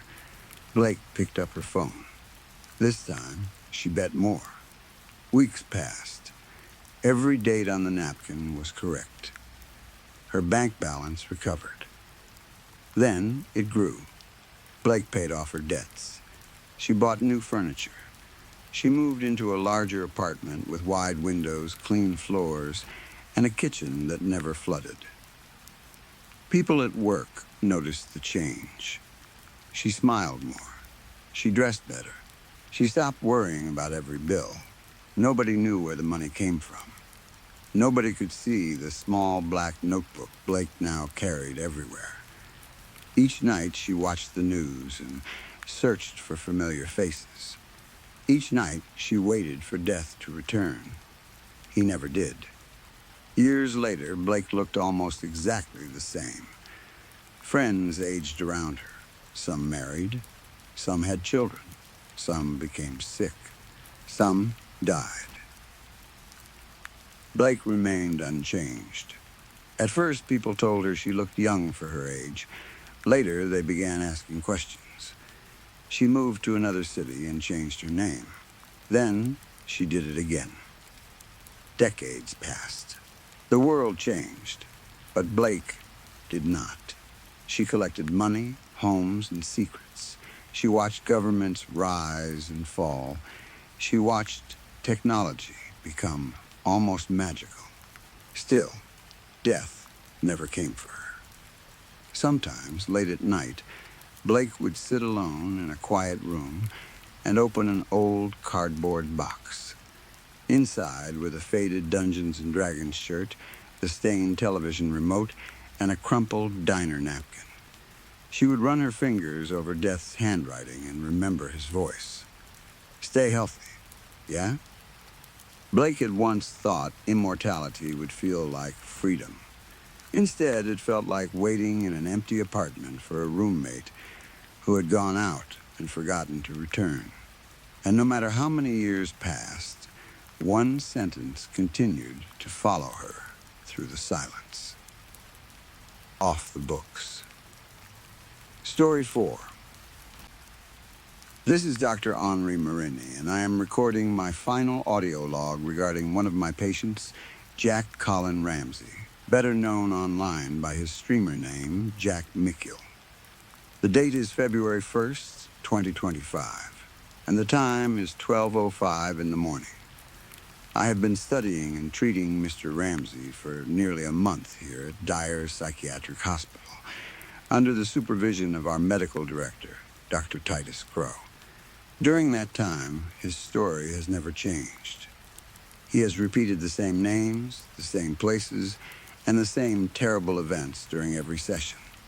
Even when I questioned him for hours or deliberately changed small details to test his memory, he always corrected me immediately. At first, I believed his story was a complicated delusion created by trauma, guilt, and years of reckless behavior. Now, after what happened 2 days ago, I am no longer certain. Before coming to this hospital, Jack Ramsey was a well-known internet personality. To describe him politely, he was a deeply problematic man. He had been banned from several social media platforms. Some countries had refused to allow him entry because of his past behavior. He had been accused of harassing strangers, encouraging dangerous stunts, spreading lies, and setting a terrible example for his young followers. Many people openly described Jack and his friends as influencers who were damaging an entire generation. They filmed almost everything they did. They turned arguments, insults, and public humiliation into entertainment. As long as the views kept rising, they did not seem to care who got hurt. The story Jack told me began when he and 3 other influencers were invited to Alaska for a special event. The group included Freddie Logan Hall, Gabby Reynolds, and Tina May. Jack also brought his regular cameraman, although Jack admitted that he had worked with the man for almost 2 years without learning much about him. The event was called the Annual Great Alaskan Cathilla Hunt. According to the invitation, it was a famous local scavenger hunt that had been held in a remote Alaskan town for many years. This would supposedly be the first time the event had ever been televised or streamed online. Jack believed it would be perfect content. The town was isolated, the scenery was dramatic, and the name of the event sounded strange enough to attract attention. His followers expected him to mock the locals, break rules, and create chaos. Jack had built his career on doing exactly that. The moment he and his friends arrived, they began behaving badly. They filmed people without permission. They made jokes about the town's small population. They laughed at the local accents, mocked the clothing people wore, and complained that the stores and restaurants were too basic. Jack even shouted rude questions at elderly residents while his cameraman followed behind him. At first, the townspeople reacted exactly as expected. They looked annoyed. Some walked away. Others told Jack to stop recording them. One shopkeeper threatened to call the police. Then something changed. According to Jack, the angry faces slowly became calm. One by one, the townspeople began smiling. These were not friendly smiles. They were too wide and too still. Some people continued smiling even after Jack insulted them. Others stood silently in doorways and watched the group pass. Jack claimed he noticed it, but he assumed the locals had been told to tolerate the influencers because they were bringing publicity to the town. He laughed about it during his stream and told his viewers that the people were probably desperate for attention. The group checked into the largest hotel in town. It was an old building near the water, with dark wooden walls and narrow hallways that smelled of salt, dust, and something Jack could not identify. Almost immediately, Freddie began arguing with a hotel employee. Freddie had called the front desk because the heater in his room was making a clicking sound. The employee explained that he was helping several other guests and would come to the room as soon as possible. Freddie became angry and accused him of being lazy. "Don't try to turn this around on me," Freddie said. "You're the one doing your job wrong." The employee stared at him for several seconds. Then he smiled. "I understand," the man said quietly. "You will receive all the attention you deserve." Freddie laughed and turned toward the camera as if he had won the argument. At the same time, Gabby was outside near the hotel's heated pool. She found a young local girl standing beside the water and offered her $50 to jump into the pool without wearing a coat. The air was freezing, and snow covered the ground around them. The girl hesitated, but Gabby kept waving the money and telling her that it would only take a few seconds. Finally, the girl jumped. Gabby did not know that she could not swim.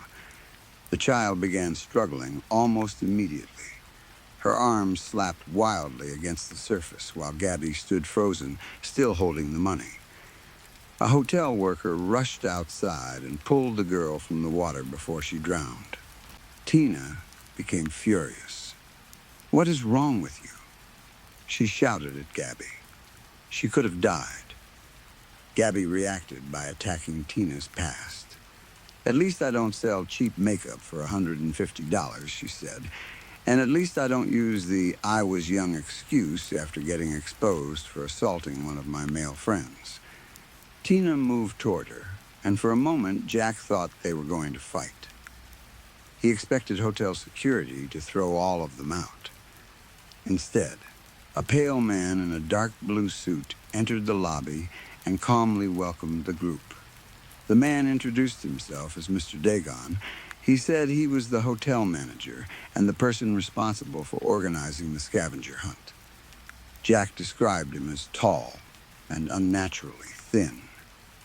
His skin was so pale that it almost looked gray under the hotel lights. His hair was black and carefully combed, and his eyes were dark enough that Jack could not clearly see the pupils. Freddie said the name Dagon sounded familiar. "From what?" Jack asked. "I don't know," Freddie replied. "A game? A book? Mythology? Something like that." The others laughed at him, and Freddie soon stopped talking about it. Mr. Dagon led the group to a large convention room inside the hotel. The room was filled with long tables, old maps, glass display cases, and paintings of the ocean during violent storms. Dozens of townspeople stood along the walls. Every one of them was smiling. Mr. Dagon walked onto a small stage and gave what Jack described as the most dramatic speech he had ever heard before a simple scavenger hunt.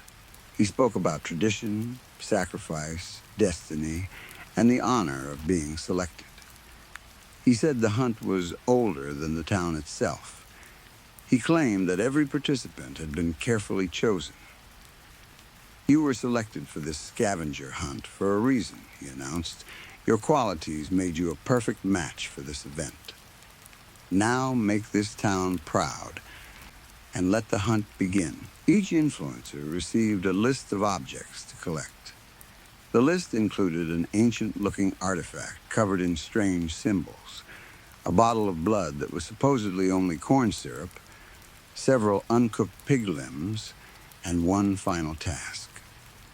After collecting the objects, each participant had to recruit a local resident and bring that person to the finish line inside a nearby ice cave. The local partner would then translate the writing on the artifact. Freddie again said the entire thing seemed familiar. Dagon, strange writing, an ice cave, and some kind of ancient ritual, he said. "How are none of you seeing this?" Jack, Gabby, and Tina mocked him. "You think everything is a conspiracy," Jack said. "Because I'm usually right," Freddie replied. The hunt began that evening. The influencers separated and moved through the town while their cameras streamed everything. The locals guided them toward different buildings and outdoor locations. The tasks were made to look frightening, but Jack believed it was all carefully planned entertainment. He found the bottle of fake blood inside an abandoned fishing shed. He collected the pig limbs from a butcher's freezer. He discovered the artifact in a small stone building near the shore. By the time the first part of the event ended, Jack had 3 items. Freddie had 2. Gabby and Tina had 1 each. All Jack needed was a local translator. He found a 20-year-old woman named Linda Carmen standing near the edge of town. She had long dark hair, pale skin, and a heavy local accent. She agreed to follow him to the ice cave.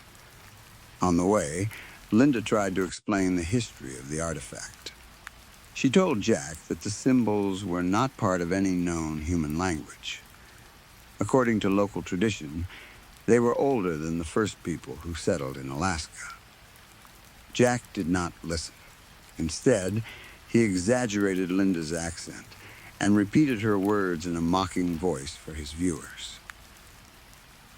He kept asking her insulting questions about living in such a small town. His cameraman appeared uncomfortable. Several times, the camera moved away from Jack's face as if the man behind it no longer wanted to film him. Jack became annoyed and ordered him to focus. Jack, Linda, and the cameraman were the first to reach the finish line. The Alaskan ice cave was located beneath a cliff several miles outside town. The entrance was wide enough for several people to walk through at once, but the tunnel quickly became narrow and dark. Electric lamps had been placed along the walls. Their blue-white light reflected across the ice and made the entire cave glow. Deeper inside, the tunnel opened into a huge chamber with a deep crack in the center. Mr. Dagon was already waiting there. He congratulated Jack and explained that Linda would translate the artifact after the other contestants arrived. Freddie came next, followed by Gabby and Tina. None of them had brought a local resident. Jack asked why. They looked confused. Freddie showed him his task list. His instructions included only 3 steps. The final task was not to recruit a local translator. Instead, each influencer had been told to explain what made them special. Gabby and Tina had received the same instructions. Freddie went first. "What makes me special is that I'm right when most people are wrong about common topics," he said proudly. Gabby stepped forward next. "What makes me special is that I went from making 6-second videos to becoming a successful musical artist while still loving my Lord and Savior." Tina smiled at the camera. "What makes me special is that I became one of the youngest respected influencers in the world because of my dance skills and my makeup company. Mr. Dagon slowly clapped his hands. Those are some of the most wonderfully egotistical statements I have ever heard, he said. My son was correct when he described all of you. Jack frowned. Your son? He asked. Who is your son? Mr. Dagon pointed toward Jack's cameraman. The man lowered the camera. My name is Trent, he said. Trent Dagon. Jack stared at him. Trent continued. Had you ever cared enough to ask my name instead of worrying about your falling viewership, you might have learned that sooner. You would also have known that Linda is my sister. Linda stepped beside him. Jack told me he was left speechless. For the first time since arriving in town, he did not know what to say. Mr. Dagon smiled. And that makes me their father, he said. Sutter Dagon, at your service. Jack finally found his voice. What is all this? He demanded. Why did you bring us here for this stupid event? Sutter's smile disappeared. To please one of the children of the great old ones, he said. Cthulhu, daughter of Cthulhu.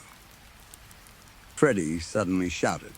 I knew it. I knew it was Cthulhu, and none of you believed me. Sutter turned toward him. No, it is Cthulhu's daughter, Cthulhu. But Cthulhu is also a great old one, Freddie argued. You said Cthulhu, Sutter replied. It is Cthulhu. Therefore, you were wrong. I don't really think that counts, but all right. Sutter closed his eyes and sighed. I cannot wait for Cthulhu to devour you, he said. I truly cannot. Jack demanded to know why they had been chosen. Sutter explained that the great old ones were cosmic beings that had existed long before Earth. Cthulhu, he said, was their high priest and the true ruler of the planet. According to Sutter, Cthulhu had been trapped in the sunken city of Roulier, somewhere beneath the Pacific Ocean, for millions of years after a war against beings known as the Elder Gods. Even while trapped, Cthulhu could reach into human minds. His thoughts moved through dreams, fear, violence, and madness. For centuries, he had influenced people without them understanding where their darkest urges came from. Then, the age of social media arrived. You created more chaos than most of our ancient servants ever could, Sutter told them. You humiliated strangers, encouraged cruelty, spread lies, and turned selfishness into entertainment. You believed the ideas were your own, but Cthulhu's influence was already inside you. Jack laughed nervously. Sutter ignored him. The problem was your followers. They did not recognize the work of the great old ones. They did not worship Cthulhu. They worshipped you. Sutter said Jack and his friends had become rivals for the attention of a foolish and easily controlled generation. Their fan bases copied them, defended them, and treated them like gods. Cthulhu had therefore chosen them as sacrifices. She had been sleeping beneath the ice cave for many years while the people of the town protected and fed her. Whenever necessary, the town invited groups of violent, selfish, and destructive people to participate in the hunt. The winners were never rewarded. They were eaten. Sutter also claimed that Cthulhu was carrying an unborn child. If Cthulhu was ever released and later permanently destroyed, she would give birth to another being that could take his place. Jack and his friends, Sutter explained, were meant to satisfy one of her cravings during the pregnancy. And no, he added, you are not the first group we have brought here. Jack refused to believe him. This is a joke, he said. A weird joke, but still a joke. Great speech, though. Maybe you have a future as an actor. He handed the artifact to Linda, Go ahead and read it so we can finish this ridiculous scavenger hunt and leave." Sutter looked at Linda. "Well," he said, "if that is what he wants." Linda held the artifact in both hands and began reciting the inscription. The language did not sound human. Jack described it as a mixture of deep throat sounds, clicking, and words that seemed to echo before Linda spoke them. When she finished, a heavy mist began spreading across the floor. Jack, Freddie, Gabby, and Tina reacted with exaggerated fear because they still believed it was part of the show. Gabby screamed dramatically for the camera. Freddie joked that the special effects were better than expected. Then, something moved inside the crack in the ice. A giant red tentacle shot out of the darkness. It wrapped around Freddie's body before he could move. He screamed as it lifted him into the air and smashed him against the cave wall. The sound of his bones breaking echoed through the chamber. The tentacles struck him against the ice again and again until blood covered the wall. Freddie's screams stopped, but the creature continued hitting him several more times before dragging him into the crack. Jack, Gabby, and Tina ran. Another red tentacle rose behind Gabby.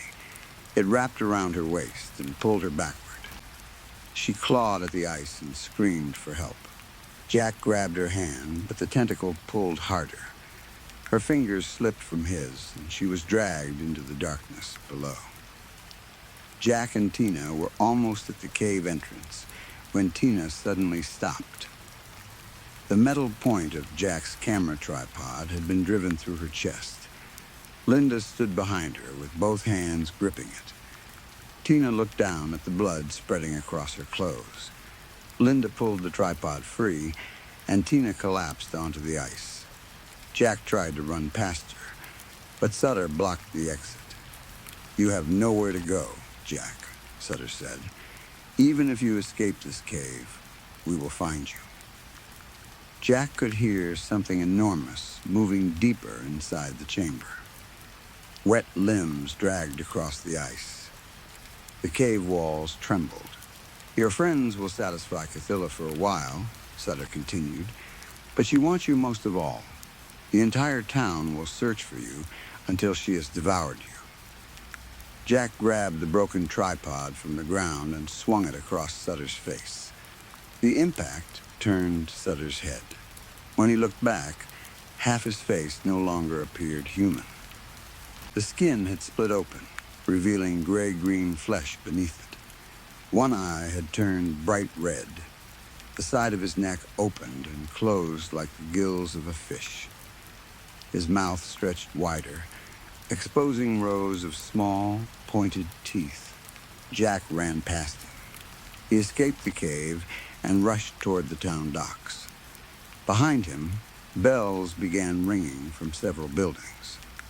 Doors opened, and local residents stepped into the streets.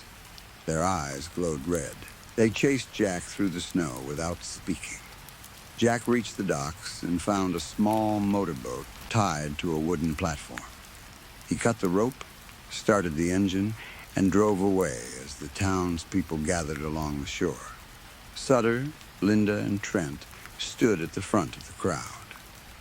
As Jack moved farther into the dark water, Sutter raised both hands to his mouth and shouted one final warning. 60 days. Jack managed to reach another coastal settlement and later boarded the next flight back to his hometown. For a short time, he believed he had escaped. Then the dreams began. Each night, Jack dreamed about a giant octopus-like creature sleeping beneath black water. He saw amphibian people walking in groups toward a large building. Sometimes they wore human clothing. Sometimes their skin was exposed, wet and pale beneath the moonlight. In every dream, he heard Sutter's voice counting down. 59 days.